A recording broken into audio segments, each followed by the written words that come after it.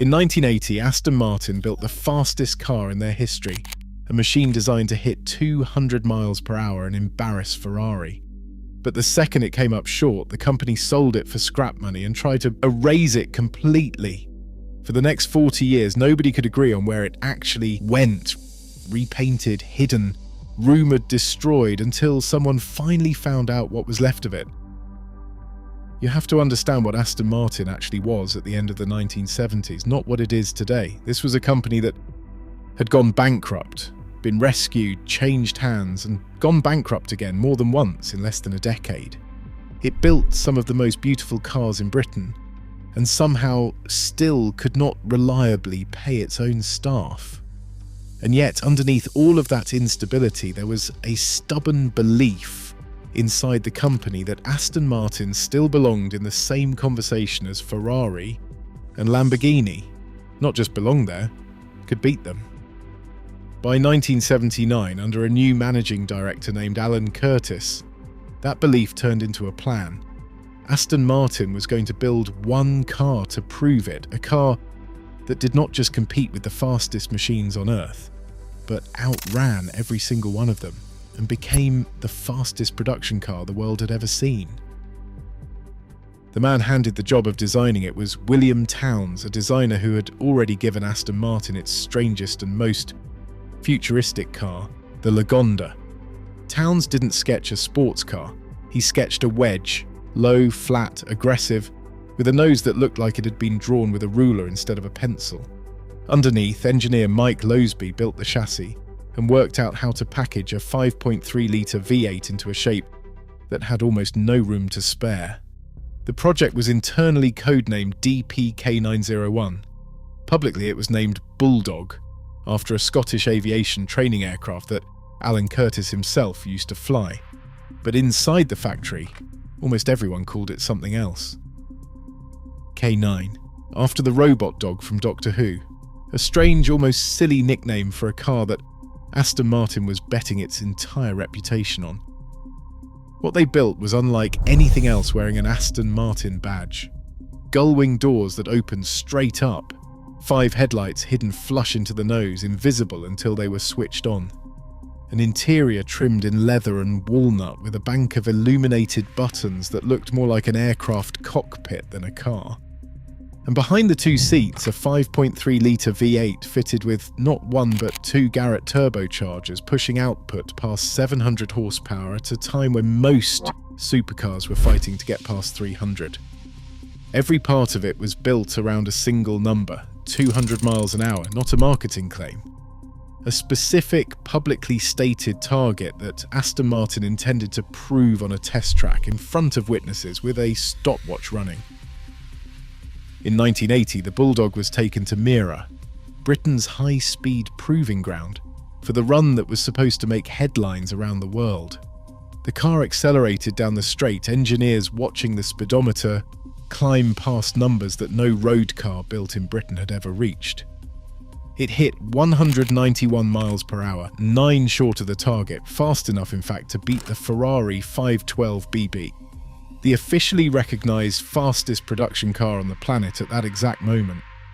On paper, Aston Martin had just built a genuine world beater, but nobody at the company was celebrating because everyone standing on that runway already understood what 191 actually meant. Not success, not quite failure either, just short. And short, for a car this expensive, was about to become a very serious problem. Here is where the story turns, because reaching 191 miles per hour was not actually the thing that killed the Bulldog. Money was. Aston Martin had planned to build somewhere between 15 and 25 production versions, each one costing well over £100,000. A genuine flagship to sit above everything else in the range. But in 1981, Victor Gauntlett took over as chairman of a company that was, once again, running out of cash. He looked at the Bulldog program and made the only decision the balance sheet allowed him to make. He shelved it, not paused it, ended it. And then because Aston Martin needed money more than it needed a prototype nobody could afford to finish developing, he sold the only Bulldog ever built to a buyer in the Middle East for £130,000. The car that was supposed to prove Aston Martin belonged with Ferrari was gone within a year of nearly getting there. What happened next is the part almost nobody at Aston Martin likes to talk about. Once the Bulldog left Britain, the company said nothing more about it. No updates, no statements, no acknowledgement that their fastest car ever built even still existed. And without the factory keeping track of it, the car simply started to disappear. It passed to a new owner, then another. It was repainted from its original silver and light grey into a deep green that Towns never designed it to wear. Its interior was retrimmed, its original dark brown and black replaced with light tan by owners who, by most accounts, had very little idea of the car's actual history. For years it surfaced only in rumours spotted in the Far East, said to be sitting in storage somewhere in America, occasionally mentioned by enthusiasts who weren't even sure if those sightings were real. Meanwhile, a young boy named Richard Gauntlett, the son of the very chairman who had sold it, grew up staring at a poster of the Bulldog that hung in his father's old office.